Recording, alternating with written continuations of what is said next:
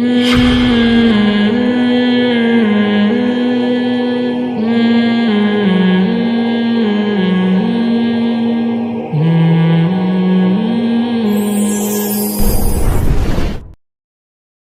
کو تباہ کرنے کے لیے غیر مسلم قوتیں، جو اسلام دشمن قوتیں ہیں، وہ یہی کر رہی ہیں۔ وہ اسلام کو دنیا سے ختم کرنے کے لیے، مسلمانوں کا بیڑا غرق کرنے کے لیے وہ یہ نہیں کرتے بے وقوفوں کی طرح کہ ایک ایک کے پاس جا کے سمجھائیں، بھائی تو داڑھی کیوں رکھ رہا ہے، بھائی تو نماز کیوں پڑھ رہا ہے، بھائی حج میں کیا رکھا ہے، لیبرل بنو، آخرت کا انکار، نہ نہ نہ نہ۔ انہوں نے کہا دو کام کر دو دنیا میں، ایک بے حیائی پھیلا دو بس، بلکہ دوسرا بھی آٹومیٹیکلی ہو جائے گا۔ لڑکیوں کو گھروں سے نکالو، خواتین کو، عورت کی آزادی کے نعرے لگاؤ، کچھ بھی کرنے کی ضرورت نہیں، آٹومیٹیکلی 20 30 40 50 سال کے بعد سب بیڑا غرق ہو جائے گا۔ عورت جب گھر سے نکلے گی، جاب کرے گی، آپ کے ساتھ دفتروں میں بیٹھیں گی لڑکیاں مختلف ڈیزائن کی، آپ جو گھر میں دیکھ رہے ہو 10 سال سے وہ ڈیزائن چینج ہوا نہیں ہے، اور ادھر روزانہ ڈیزائن کیا ہو رہا ہے، بولو بھائی، چینج ہو رہا ہے ڈیزائن، تو وہ پرانا والا اچھا لگے گا؟ کیا خیال ہے بھائی؟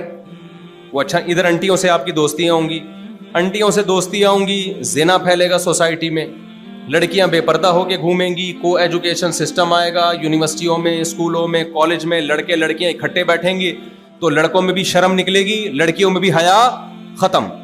پروفیسر صاحب کے لڑکیوں اپنی اسٹوڈنٹس کے ساتھ تعلقات، اور فیمیل پروفیسر کے اپنے اسٹوڈنٹس کے ساتھ تعلقات، زنا پھیلے گا۔ نکاح میں بڑی ٹینشن ہے، زنا میں کوئی ٹینشن نہیں ہے۔ نکاح تو ٹینشنوں سے بھری لائف کا آغاز ہے۔ تو جب مرد کو سستے میں وہ مزہ جو ہزاروں لاکھوں روپے مہر اور گیس بجلی کا بل اور گھر کا انتظام، یہ ساری چیزیں کر کے جب فری پھوکٹ میں نئی لڑکی مل رہی ہے تو پاگل ہے کہ وہ نکاح کرے گا؟ نہیں آئی بات میرا خیال ہے سمجھ میں؟ جب وہ نکاح نہیں کرے گا تو آہستہ آہستہ 10 20 30 سال میں گدھے گھوڑوں کا معاشرہ وجود میں آ جائے گا، فیملی سسٹم تباہ و برباد ہونا شروع۔ جب نکاح نہیں ہوگا، گدھے گھوڑوں میں کیا ہوتا ہے؟ زنا ہوتا ہے نا، تبھی گدھے گھوڑوں کا فیملی سسٹم ہوتا ہے۔ ابے کبھی سنا گدھے کے چاچا آئے ہوئے ہیں ملاقات کے لیے، گدھے کی پھپھو آئی ہوئی ہے، کبھی سنا آپ لوگوں نے؟ یار سستی کی کوئی انتہا ہوتی ہے، نہیں سنا تو بول دو نہیں سنا بھائی۔ گدھے کے ماموں آئے ہوئے ہیں، گدھے کی خالہ آئی ہوئی ہے، کچھ بھی نہیں ہوتا۔ گدھے گھوڑے کتے بلے، یہ ان کے فیمیل سے ریلیشن ہوتا ہے، فزیکل ریلیشن ان کا ہوتا ہے، اور رشتے نہیں بنتے۔ تو جب خاندانی نظام تباہ ہوگا تو ہم مسلمان کیوں ہیں؟ میرے ابا مسلمان، میرے دادا مسلمان، میرے ماموں مسلمان، میری پھپھو مسلمان، میرا خاندان مسلمان، میرا بھائی، میری بہن، پورا ایک پریوار ہے، جس کو ہندی میں پریوار کہتے ہیں، خاندان ہے۔ خاندان کی وجہ سے بہت سی برائیوں سے ہم بچے ہیں۔ میں چرس نہیں پیتا، اسلام تو ہم بالغ ہونے کے بعد سمجھ میں آتا ہے، بھائی ہم پہ ابا کی بھی نگرانی تھی، بڑے بھائیوں کی بھی نگرانی تھی، بہنوں کا بھی خیال تھا، پھر آگے ہماری شادی ہوئی، ہمارے بچے ہوئے، اب بھی اگر سٹا لگائیں گے سوچیں گے بھائی بچوں کا کیا ہوگا؟ کیا خیال ہے بھائی؟ آگے ان کی ذمہ داریاں ہیں۔ ذمہ دار آدمی برائیوں کی طرف نہیں جاتا۔ بہت سارے مسائل ہیں۔ پھر انسان بھکاری بننے کی طرف بھی نہیں جائے گا، بچے بڑے ہوں گے، آپ کا دست و بازو بنیں گے، معاشی ترقی ہوگی، بہت سارے فائدے۔ انہوں نے کہا ایک چیز کو فوکس کرو، بے حیائی پھیلاؤ، جس سے خاندانی نظام کیا ہو جائے؟ تباہ ختم۔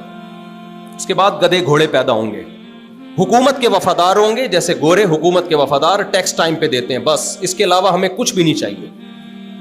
امریکہ میں ہر آدمی ٹیکس دیتا ہے، یو کے میں ہر آدمی ٹیکس دیتا ہے۔ ان کے ہاں اچھا وہ نہیں ہے جو شراب نہ پیتا ہو، نہ نہ نہ، اچھا وہ نہیں ہے جو لڑکوں سے بدفعلی نہ کرتا ہو۔ کہہ رہے ہیں جا بھائی تیرا مرضی، تو 10 لڑکوں سے بدفعلی کر، تو لڑکیوں سے زنا کر، تو اپنے باپ کو اولڈ ہاؤس میں جمع کرا دے، تو اپنی ماں کو چھوڑ کے چلا جا، ہمیں اس سے ٹینشن نہیں ہے۔ امریکہ میں، یورپ میں، اٹلی میں، جرمنی میں اچھے کی ڈیفینیشن یہ ہے کہ وائٹ منی ہے یا نہیں ہے، اور وائٹ منی کا مطلب ٹیکس دے رہا ہے کہ نہیں دے رہا، ایسی کی تیسی، جو مرضی کرنا ہے کرو۔ نہیں آ رہی میرے خیال ہے؟ کھوپڑی میں بات کا بٹھانا بڑا مشکل کام ہے یار، بہت مشکل کام۔ ابھی دیکھو نا غزہ پہ جو بمباری ہو رہی ہے، یہ کون کنٹری کر رہے ہیں؟ مسلمان کر رہے ہیں کیا؟ یہ جو بدترین ظلم ہو رہا ہے، یہ سارے وہ لوگ ہیں جو دنیا میں سب سے زیادہ تہذیب یافتہ، ایٹیٹیوڈ پہ دنیا مرتی ہے۔ ایٹیٹیوڈ تو گورے جیسے ہونے چاہیے بھائی، अमेरिका में जाओ, ये स्टाइल भी वही होता है अमेरिकन वाला ना, जब मुझे लोग बता रहे होते अमेरिका में जाओ मुफ्त साहब इलाज फ्री है, एक्चुअली ये वो इतना अच्छा है तो फिलिस्तीनियों को क्यों मार रहा है भाई तू? हमारी मिसाल चप्पल चुराने वाले की है, हम इतने बड़े चोर हैं, वो ये चप्पल चुरा के बदनाम नहीं होते। दुनिया में चोरों की दो किस्में हैं, एक मस्जिद से चप्पल चुराने वाला जो बेइज्जत भी होता है, पिटता भी है, कोई उसको रिश्ते नाते भी नहीं करता, और एक होते हैं 3 पीस सूट और टाई में बड़ी बड़ी स्मगलिंग करते हैं, लाखों लोगों का खून चूसते हैं, बड़ी बड़ी प्रॉपर्टियों पर कब्जा करते हैं, और बड़ी बड़ी मीटिंग्स होती हैं उनकी, बड़े बड़े होटलों में 5 स्टार होटलों में ठहरते हैं, और ब्रीफ केस उनके हाथ में होता है, महंगे महंगी खुशबू उन्होंने लगाई हुई होती हैं। ये होते बहुत ही खानदानी चोर हैं। हमारे बहुत से सियासतदान अल्हम्दुलिल्लाह अल्लाह ने उनको बड़ा मकाम दिया है, बहुत खानदानी होते हैं चोर, लेकिन उनकी बेइज्जती उस तरीके से बोलो नहीं है। कुफर और इस्लाम में ये फर्क है। मैं नहीं कह रहा हम बहुत अच्छे हैं, हम चप्पल चोर हैं मेरे भाई। हमारी चोरी क्या होगी यार? उनकी चोरियां बैनुल अक़वामी, उन्होंने इराक के बच्चों का खून बहाया है, इराक के सैकड़ों बच्चों को भूख से मारा है उन्होंने लीबिया में सोरिशें बर्पा करके लीबिया का सारे वसाइल पे कब्जा कर लिया। समझता है कि नहीं समझता है? नहीं आ रही मेरा ख्याल है खोपड़ी शरीफ में बात, तो इसलिए मेरे सामने नहीं ज्यादा ये वो एक्चुअली करके ना, ज्यादा ये स्टाइल ही है बस। खैर अभी तो हम अपना दुखड़ा रो रहे हैं, तो उनको पता है कि कौम को तबाह कैसे किया जाता है, इसलिए उन्होंने पूरी दुनिया में, मलेशिया ने इतनी तरक्की कर ली, नमाजी भी हैं, और मलेशिया में बहुत अच्छा माहौल है, निकाह नहीं है वहाँ। निकाह क्या है? तभी अमेरिका की बड़ी अच्छी दोस्ती है, यूरोप की बड़ी अच्छी दोस्ती है मलेशिया से। वजह क्या है? वहाँ जब आप निकाह करने के लिए जाओगे तो 10-10 साल गर्लफ्रेंड बना के रखो, उसके बाद सोचेंगे कि क्या करना है आगे। समझता है कि नहीं समझता? तो हमारे हुक्मरान भी इसी पे आ गए हैं, को एजुकेशन। वो कहते हैं हम पैसे, आप नमाजें पढ़ो, मस्जिदें बनाओ, आप हज करो, कोई मसला नहीं है, लेकिन एजुकेशन के लिए IMF की तरफ से आपको कर्जा जब मिलेगा जब लड़का और लड़की चिपक के बैठे हुए हों। हालांकि इसका एजुकेशन से कोई ताल्लुक है भाई? इसका एजुकेशन से क्या ताल्लुक है यार? आप बच्चे को, ट्यूटर को घर में बुलाते हो, मेरे बेटों को पढ़ाओ भाई, ट्यूटर घर में आता है, कहता है जब पढ़ाऊंगा जब पड़ोस से बच्चियां भी इनके साथ लाके बिठाओगे। आप एक थप्पड़ लगा के ट्यूटर को भगाओगे, भाई तू इसको पढ़ा यार, पड़ोस में उनकी बच्चियों से तेरा क्या लेना देना? क्या ख्याल है भाई? लेकिन फिर भी कह रहे नहीं जी, पड़ोसियों की बच्चियां लड़कियां भी आएंगी और आपके बेटे के साथ चिपक के बैठेंगी तो मैं पढ़ाऊंगा, अदरवाइज मैं नहीं पढ़ा रहा।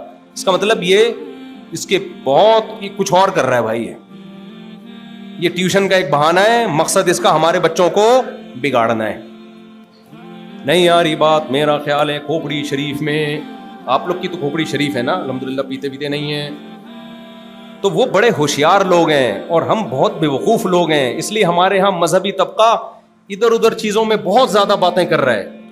नमाज पढ़ो, रोज़ा रखो, भाई ये तो करना है, नमाज तो अरकान इस्लाम में से, उससे कौन इनकार कर रहा है, लेकिन हम गैर मुस्लिमों की साजिश नहीं समझ रहे। तभी मैं 20 साल से चीख रहा हूं, जल्दी शादी करो, 4-4 शादियां करो, इसके बगैर तुम उस तूफान से बच नहीं सकते जो सैलाब आ रहा है, अजाब आ रहा है तुम्हारे ऊपर। क्योंकि जब तुम्हारा खानदानी निजाम तबाह बर्बाद होगा ना, सिमटेगा, अभी खत्म नहीं हुआ, सिमटना शुरू हुआ है, सिमटने से नुकसानात सामने आना शुरू। देर से शादी होगी, फिर बच्चे भी कम होंगे। जब आपको खानदान चाहिए नहीं तो बच्चे कितने चाहिए? 2, 1 इसी तरह चाहिए ना। उसका नुकसान क्या हो रहा है? जिसके बेटा हो गया रोकेगा, बेटा नहीं हुआ बेटियों की लाइन लगाएगा, फिर वो उनके रिश्तों की मुश्किलात। अब उनके रिश्तों की मुश्किलात तो फिर बेटियों से वो तमाम काम करवाएगा जो इसके बाप दादा में उसका तसव्वुर भी नहीं था, वो तमाम काम करेंगी इसकी बच्चियां। ये होना शुरू हो गया है, ये ऐसा नहीं है कि होगा, ये हो रहा है। आपको नजर नहीं आ रहा तो कभी आओ हमसे छांव में मिलो, हम आपको बताएंगे कैसे कैसे इज्जतदार घरों में क्या क्या हो रहा है। इज्जतदार घरों की बात कर रहा हूं। तो बात ये चल रही थी कि उनको पता है कि भाई बेहयाई को मार्केट में फैला दो, बाकी घुन्ने बन के बैठे रहो, तो ये खुद ही बर्बाद गधे घोड़े बन जाएंगे, कुत्ते बिल्ले बन जाएंगे। ये गधे घोड़े बहुत हल्का लफ्ज है, खुदा की कसम। اس کے لیے کتا بلا لفظ ہی ٹھیک ہے. تو کیونکہ جب نکاح نہیں ہے تو گدے گھوڑے ہیں بس. گرل فرینڈ بوائے فرینڈ بھنگی چماروں والا رشتہ ہوتا ہے, کوئی رشتہ ہی نہیں ہے. ذمہ داریاں ختم ہو جائیں گی. ابھی تو ایک مرد پہ ذمہ داری ہوتی ہے, یار میرا باپ بھی ہے, میری ماں بھی ہے, میری بہنیں بھی ہیں, میرے بھائی بھی ہیں, ہمیں ہمارے بڑے بھائیوں نے پڑھایا, ذمہ داری تھی نا. اگر ہم ہوتے ہی نہیں, دو ہی ہوتے بڑے والے, تو کوئی ذمہ داری نہیں آنی تھی ان کے اوپر. پورا ایک سسٹم ہے, نیچر ہے, اس سے بغاوت پہ لگا دیا آپ کو. بس ایک چیز آپ کی کھوپڑی میں ڈال دی, ترقی, دولت, پیسہ. کمانے وہ بھی نہیں دے رہے. کمال کی بات یہ, کمانے وہ بھی نہیں دے رہے. ہمارے ملک میں اتنے وسائل ہیں نا, اتنے وسائل, سونے کی کانیں دفن ہیں, کوئلے کی کانیں دفن ہیں, کہ ہمیں تو کسی کی ضرورت ہی نہیں ہے. تو لگا دیا کہ اصل چیز ہے پیسہ اور ترقی. خاندان واندان کچھ نہیں ہوتا, اور کرنے وہ بھی نہیں دے رہے. آپ کہہ سکتے ہو نا ہم خود ہی برے ہیں. بھائی ہم بھی برے ہیں, لیکن ہمیں اچھا بننے بھی نہیں دیا جاتا. ہم پر ایسی چیزیں مسلط ہیں, اب وہ چیزوں پہ میں بیان نہیں کروں گا زیادہ, اور ایسا نظام مسلط ہے. خیر, ہم اپنے دکھڑے روتے ہیں جو ہم سستی پر, میں رپورٹ پیش کر رہا تھا آپ کے سامنے نا, ہم اسی کی طرف آتے ہیں. دوسرا اکنامک, دو چیزیں ہیں نا جس پہ انہوں نے لگا دیا. ایک یہ کہ بے حیائی پھیلا دو, دوسرا سودی نظام. ان کو پتا ہے سارا پیسہ سمٹ کے کہاں آئے گا, یہ بھوکے ننگے ہی رہیں گے ہمیشہ. ٹھیک ہے نا, دو چیزوں کو فوکس کیا, باقی تو بڑے ہوشیار ہیں. تو اس لیے میں آپ سے عرض کر رہا تھا کہ جب کوئی نوجوان میرے پاس آتا ہے, جی مجھ سے یہ برائی نہیں چھوٹ رہی, مجھ سے یہ نہیں ہو رہا, مجھ سے وہ نہیں ہو رہا, تو میں ایک بات کہتا ہوں, دیکھو اپنے اندر سے سستی ختم کر دو. کیا ختم کر دو؟ سستی. آپ سے اچھا دنیا میں انشاءاللہ کوئی نہیں ہو. ہر چیز میں ایکوریسی آنا شروع ہو جائے. آج مسئلہ سارا سستی کا ہے. آپ کہتے ہو کہ مفتی صاحب آپ کو کیسے اندازہ ہو جاتا ہے کہ یہ سست ہے جو آپ کے پاس مشورہ لینے کے لیے آیا ہے؟ پہلے تو میں آپ کو بتاؤں کہ اسلام, سستی اور اسلام یہ دو ایک دوسرے کے کیا ہیں؟ اپوزٹ. یہ چل ہی نہیں سکتے. توحید کے بعد سب سے زیادہ تاکیدی حکم اسلام میں کون سا ہے؟ بتاؤ. نماز ہے نا. بولو نا, کیا ہو گیا؟ نماز. سست پڑھا آدمی پڑھ سکتا ہے؟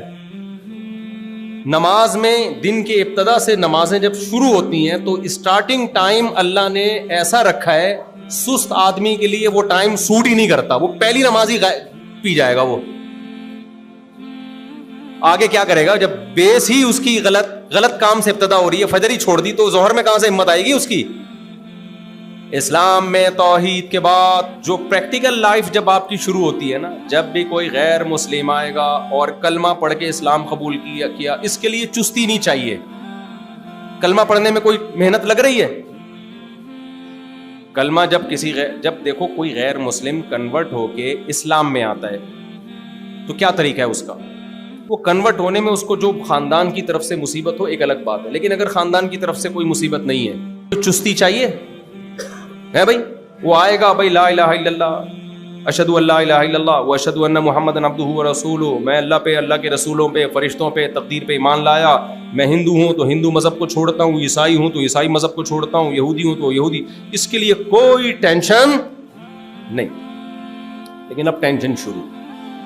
جیسے ہی کلمہ پڑھے گا, اگر کسی صحیح عالم کے ہاتھ پہ کلمہ پڑھے گا تو عالم سب سے پہلے اس کو حکم دے گا غسل کرو.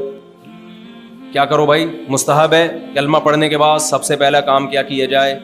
پراپر غسل. اب کیا ہوگا جی؟ وقتی نماز. کیونکہ اب کلمہ پڑھنے کے بعد جو نمازیں ضائع ہوں گی وہ زندگی بھر تمہارے کندھوں پہ قرض رہیں گی. یہ جو قضائے عمری کا کہتے ہیں نا, کوئی حدیث نہیں ہے قضائے عمری پر.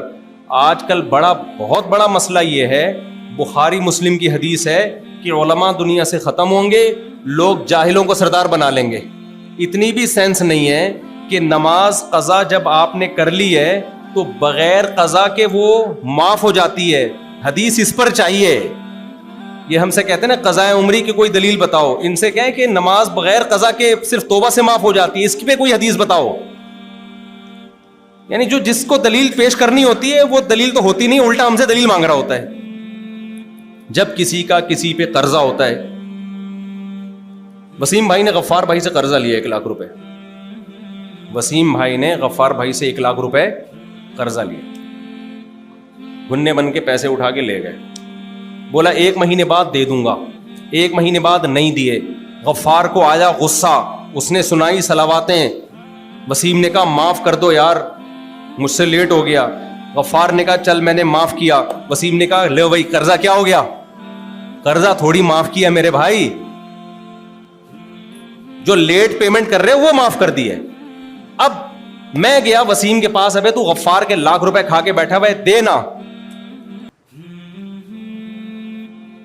دینا بھائی تو غفار جواب میں کہتا ہے, نہیں وسیم جواب میں کہتا ہے کہ اس پر کوئی دلیل لے کر آؤ کہ غفار نے یہ بھی کہا ہے کہ میں اس سے 1 لاکھ روپے لوں گا, کیونکہ اس وقت اس نے ایسا کچھ بھی نہیں کہا تھا, لہذا وہ معاف ہو گئے.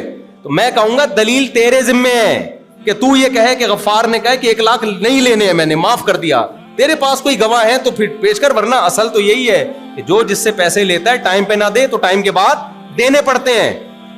دین اللہ احق ان یقضی, حدیث میں آتا ہے اللہ کا قرضہ اس بات کے زیادہ لائق ہے کہ دیا جائے. یہ تو میں جب کہہ رہا ہوں, جب اگر حدیث نہ بھی ہوتی تو بھی قضاء عمری واجب تھی, جبکہ اس پر تو حدیثیں بھی موجود ہیں.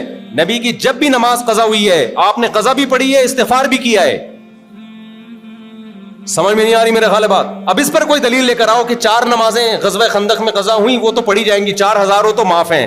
اس پر کوئی حدیث لے کر آؤ تو ہم کہیں گے بھائی معاف ہیں. حدیث میں نہ 4 میں فرق ہے نہ 4000 میں کوئی فرق ہے. تبھی یہ مسئلہ بھی اجماعی ہے. یہ تو اب اہل حدیثوں نے شروع کر دیا, ورنہ صدیوں سے اس پر اجماع ہے.